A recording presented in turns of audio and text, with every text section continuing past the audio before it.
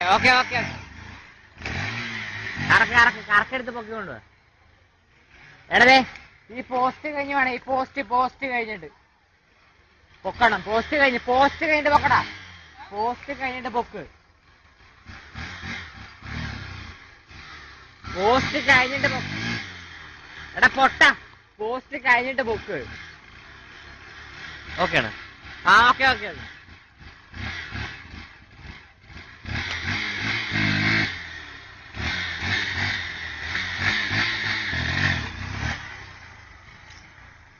ഇല്ലടാ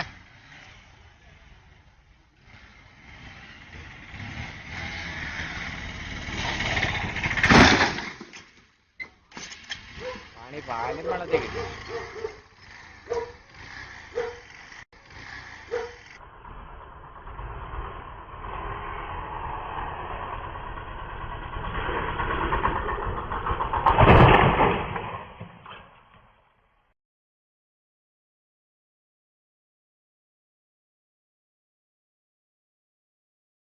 ഏതാണ്ട് ഒരു 1.5 വർഷം മുമ്പ് അച്ഛനെ ക്യാൻസറൊക്കെ ബാധിച്ച് ഇങ്ങനെ Vandanam medical Alappuzha medical admit ആയിരുന്നു.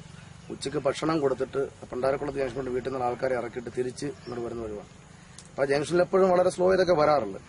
അന്ന് ഇച്ചിരി ആശുപത്രി കേസൊക്കെ ഒരു അല്പം തിരക്കില്ല. അതുകൊണ്ട് വന്ന് ആ ടേൺ ചെയ്ത മിനി കൽപ്പകവാടിയിൽ അവിടെ നിന്ന് തിരിഞ്ഞ് പടിഞ്ഞാട്ട് തിരിഞ്ഞു വരുമ്പോൾ ഒരു ബൈക്ക് എന്റെ സൈഡിൽ നിന്നും പെട്ടെന്ന് നല്ല സ്പീഡിൽ മുന്നോട്ട് മൂവ് ചെയ്യുകയാണ്. ഇതിനകത്ത് ബാക്ക് വീൽ അങ്ങ് മേപ്പോട്ട് പൊങ്ങുക. എന്റെ ഒരു ഉദ്ദേശം വണ്ടി മറിയാൻ പോവാണ് എന്നുള്ള രീതിയിൽ ഞാൻ പെട്ടെന്ന് ഇടിക്കാതിരിക്കാൻ വേണ്ടി വണ്ടി ബ്രേക്ക് ചെയ്യാനും കഴിഞ്ഞില്ല. ഉടനെ തന്നെ വെട്ടിച്ചു. ആ ഷാപ്പിന്റെ വേലിയെല്ലാം ഇടിച്ചു പൊളിച്ച് വണ്ടി അകത്തോട്ടം കയറി. എന്താ സംഭവം എന്ന് ഇറങ്ങി നോക്കുമ്പോഴത്തേക്ക് ബൈക്കിനടുത്ത് ഒരാളെ നിൽക്കുമ്പോൾ ഒരു 3 പേര് കണ്ടത്തിൽ സൈഡിൽ ക്യാമറ ഒക്കെ. അപ്പൊ ഞാൻ തന്നെ ചോദിച്ചു, ഈ ടേണിങ്ങിന് കിടന്നാണോ നിങ്ങൾ ഇങ്ങനെയൊക്കെ അഭ്യാസങ്ങൾ കാണിക്കുന്നത്? ഇപ്പൊ ഒരു അപകടം, വലിയൊരു അപകടമല്ലേ ഉണ്ടാകണമെന്ന് പറഞ്ഞു. പെട്ടെന്ന് ആ പയ്യന്റെ രീതിയിൽ അദ്ദേഹം പ്രതികരിച്ചത്, ടേൺ ചെയ്തൊക്കെ വരുമ്പോൾ ഫോൺ അടിച്ചൊക്കെ പറഞ്ഞു, അല്ല ഇങ്ങനെയൊക്കെ ഇരിക്കുമെന്ന് പറഞ്ഞു. മാനസികമായിട്ട് കുറെ ബുദ്ധിമുട്ടൊക്കെ അനുഭവിക്കുന്ന സമയമായതുകൊണ്ട്, പ്രത്യേകിച്ച് നമ്മുടെ ഉപജീവന മാർഗ്ഗമാണ് ഓട്ടോറിക്ഷ. അതുകൂടെ ഇങ്ങനെ എന്റെ ക്ലാസ് എല്ലാം പൊട്ടിയതിന്റെ ഒരു വിഷമത്തിൽ ഞാനൊരു സ്വാഭാവികമായിട്ടൊരു പ്രതികരണം എന്റെ ഭാഗത്ത് ഇങ്ങനെ ഉണ്ടായി. ആദ്യം ഓടി വന്ന് അടി കിട്ടുന്നവനാണ് എന്തോടാ കാണിച്ചെന്ന് പറഞ്ഞാൽ ആദ്യം അടിക്കുന്നതിന്റെ ഇടയിൽ ഒരു ഓട്ടക്കാരൻ പാസ് ചെയ്ത് പോയിട്ട് വണ്ടി ഓട്ടിട്ട് വിടലവന്മാരെ അവനെ ഞങ്ങൾക്കൂടെ തല്ലണം, വിടലെന്ന് പറയും. പുള്ളി തിരിച്ചു വരുന്ന ആ സമയം കൊണ്ട് ഭാഗ്യത്തിന് പോലീസ് വന്നു. അതുകൊണ്ട് രക്ഷപ്പെട്ടില്ല. ഈ പുള്ളിയുടെ ഇടിയും കൂടെ ഞങ്ങൾ മേടിച്ചു. ഞാൻ തന്നെ സ്റ്റേഷനിലേക്ക് വിളിച്ചു. 2 കക്ഷികളാണല്ലോ, ഇവിടുത്തുകാരെന്ന് അറിയാൻ പാടില്ല. സ്റ്റേഷനിൽ വിളിച്ചു. SI പാർട്ടിയും വന്നു. ഞങ്ങൾ എല്ലാവരും സ്റ്റേഷനിലേക്ക് കൂട്ടിക്കൊണ്ടുപോയി. ഇവൻ കയറി വരുമ്പോ തൊപ്പിയിലാണ് കയറിയിരിക്കുന്ന പോലീസുകാരൻ. തൊപ്പിയെടുത്ത ഒറ്റ പെട്ടെന്ന് ഈ കേരള പോലീസ് എഴുതിയിരിക്കുന്ന ഇതില്ലേ തൊപ്പിയുടെ, അപ്പം ഈ വഴക്ക് കേട്ടോണ്ടിരിക്കുക ആ മൂടില് ഞാനിങ്ങനെ അറിയാതെ ഊരി എടുത്തു. പോലീസുകാരെങ്ങനെയായിരുന്നു? പോലീസുകാർ മാന്യതയായിട്ട് തന്നെ. പക്ഷെ സത്യം പറഞ്ഞു കഴിഞ്ഞാൽ ആ പുള്ളി വളച്ചില്ലായിരുന്നെങ്കിൽ ഞാൻ ഓൺ ദ സ്പോട്ടിൽ തീർന്നേനെ. കാര്യം പുള്ളി ഇടിച്ചു കഴിഞ്ഞാൽ ഞാൻ പറഞ്ഞു വീണ. ആ പുള്ളി അച്ഛന് വയ്യാടക്കുന്ന ആ വരവ് വന്നിട്ടും പുള്ളി ആ എന്നെ രക്ഷിച്ച പുള്ളിയുടെ ഞാൻ ഇപ്പോഴും പുള്ളിയുടെ സത്യം പുള്ളി അങ്ങനെ ചെയ്തുകൊണ്ട് ഞാൻ രക്ഷപ്പെട്ടു. ഗൾഫിൽ എന്റെ ഒരു കൂട്ടുകാരനുണ്ട്. അവൻ വിളിച്ചെടാ ഞങ്ങളുടെ കൂടെയുള്ള കൂട്ടുകാരന്മാരെല്ലാം നിന്റെ വീഡിയോ കണ്ട് ശരിയാണ്, നിനക്ക് വല്ലതും പറ്റിയിട്ടുണ്ടോ, ജീവിച്ചിരിപ്പുണ്ടോ, അതൊക്കെ ചോദ്യം നാട്ടൊരു വെല്ലിക്കൊന്ന.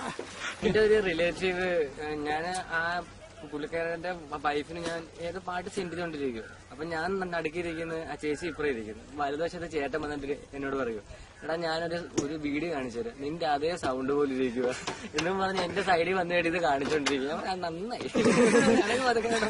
പക്ഷെ അന്നത്തെ വീഡിയോ ഉണ്ടാ ഭയങ്കരമായിട്ട് നന്നായി, മെച്ചൂരിറ്റി.